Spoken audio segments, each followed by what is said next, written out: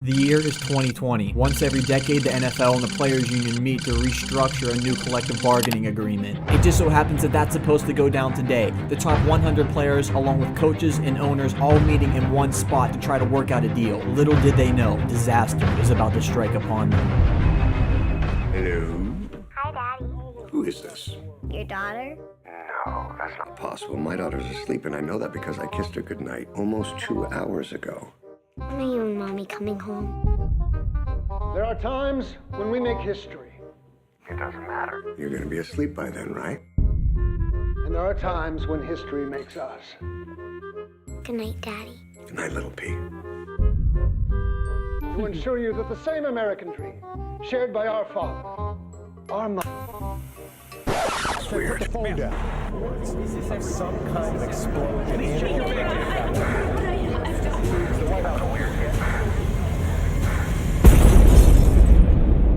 The top 100 players, people ranging from every single team, are going to be out for this year's season. This is going to leave other people needing to step it up if they want to win their team a Super Bowl. I am proud to announce this crazy episode of what would happen if the NFL's top 100 players all vanished. Before we get into this one, if you're brand new, go down and hit that subscribe button. If you think it's a really cool video idea, drop a like for me. It means a lot. With that said, let's jump into it. Before we do anything, I just want to take a brief look over all the rosters. Now, I've already looked over this before, and this is probably gonna make a lot of you mad. I have noticed there are a lot of guys that have just left me in shock that they weren't a top 100 player. On the Steelers, none of these guys are top 100 players. Not even Ryan Shazier, who was just mind-blowing to me. The quarterbacks, okay, that's fine. Let's go a little bit further though. How about the running back? Melvin Gordon had such a sick year last year. He didn't make the cut.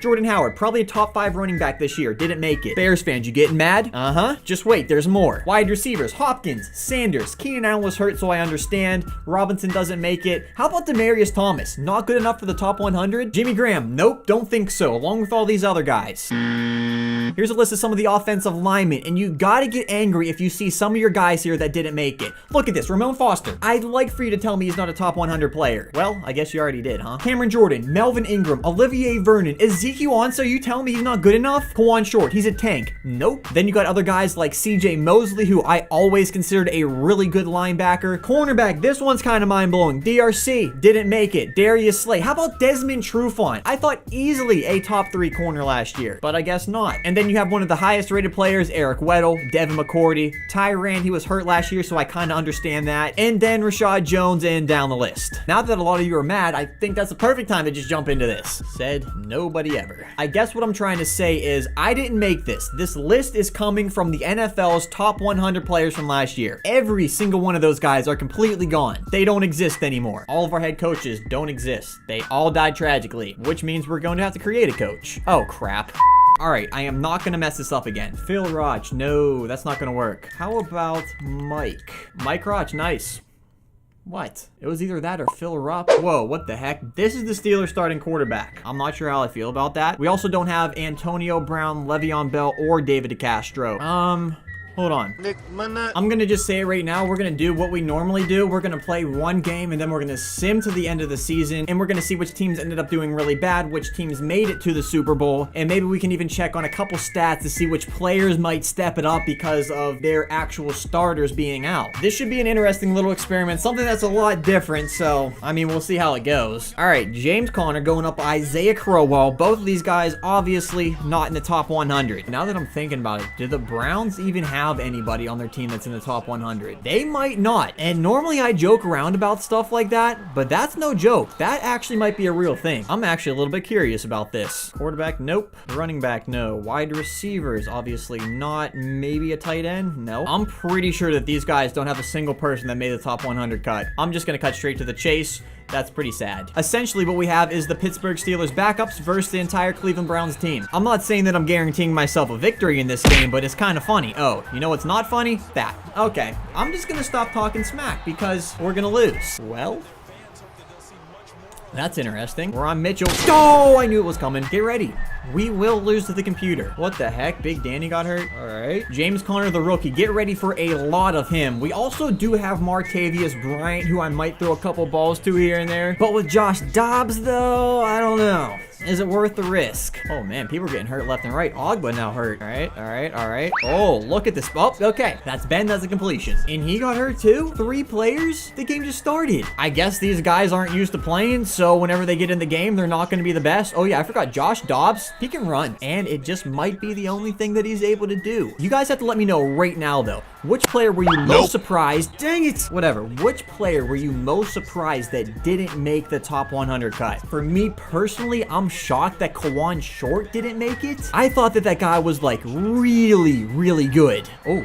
McDonald. I'm sure a lot of you have your own personal opinions though for people on your team if you did happen to see them, that you're just asking yourself like, wow, this guy is really good. How in the world did he not make it? On the other hand, were there any players that you were asking yourself, how the heck did this person make the top 100? Martavius is back on the field for this play. I'm gonna try to dot up the tight end. Oh, that's a good throw. No, McDonald. You know, I was gonna say if our starting tight end wasn't dead that he would have came down with that, but our other starting tight end's on the field. So that's kind of awkward. Now a third down opportunity here. Is Martavius Bryant going to be good for us? Okay. I should have done that. Yeah.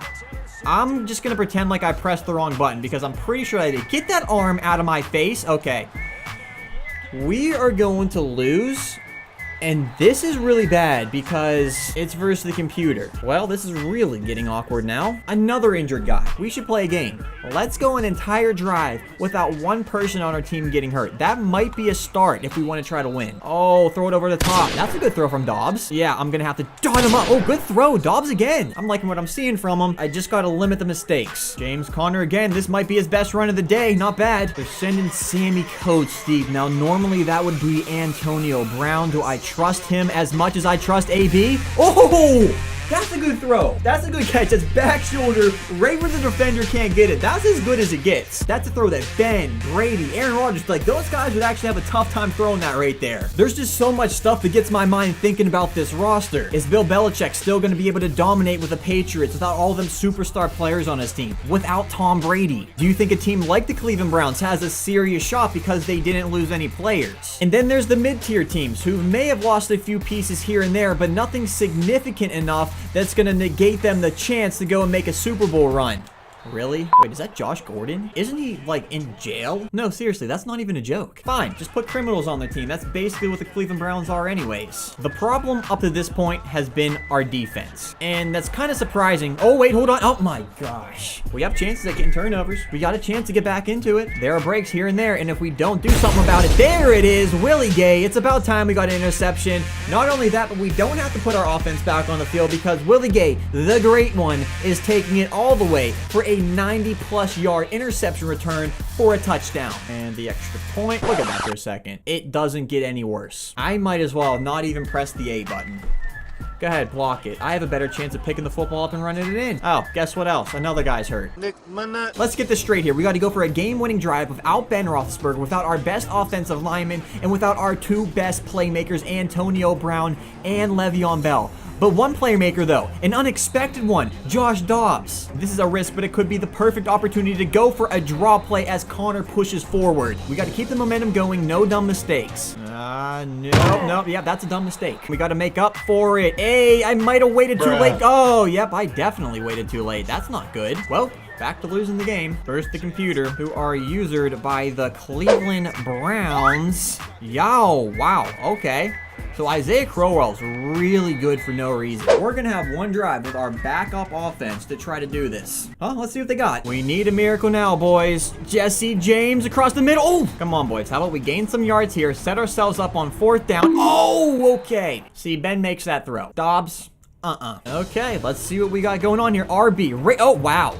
On that note, we're going to sim to the Super Bowl and see how everybody else does. The Browns, like the Cleveland Browns. And do you know how many people are going to be watching this? Oh, crap. We didn't make it. The Pittsburgh Steelers did not make the playoffs, which makes things really interesting. Dang. Well, we'll see who else. Whoa. Not only did the Steelers not make the playoffs, they finished 4-12 behind the Browns. I didn't expect them to do great, but I didn't think that that would happen. Making the playoffs and with the best record record in the NFL by far is going to be the Oakland Raiders, followed by the Eagles, Jaguars, which is a new one, Chargers, Bears, Texans. Okay, things are definitely getting shooken up with this. Wow, so look at that, man. These are the best teams at the end of the season after the top 100 players were all gone. Pretty surprising if you ask me. Now I'm really interested to see which teams ended at the way bottom. We got the Cardinals 2-14, the Chiefs, the Steelers, the Packers, all pretty good teams. Then you kind of have the lower tier teams who finish a little bit ahead of these other, what I would call powerhouses. So it's interesting, it really is. As far as stats go, we'll go ahead and check this out. Oh, what the heck? Brett Hundley is the top quarterback in the NFL. Also on the list, Manning, Goff. We have Austin Davis,